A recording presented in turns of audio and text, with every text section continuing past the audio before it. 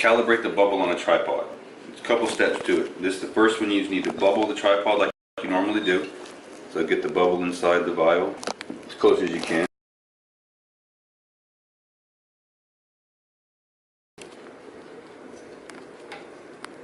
Okay. Once you've leveled the rod, we're going to rotate the bubble 180 degrees to the other side. And as you can see, it's off. Okay, so once you've rotated the rod, you're going to use these 3 Allen wrench screws to remove half of the air of the bubble up here. So I will actually do it. All of these radios do have that half channel spacing on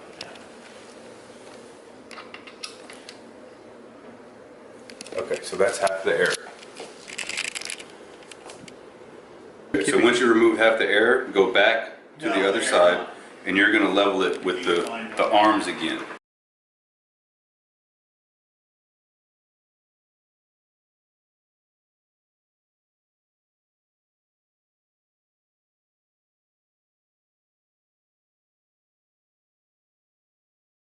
Yeah. Okay, and then we're going to go back 180 degrees.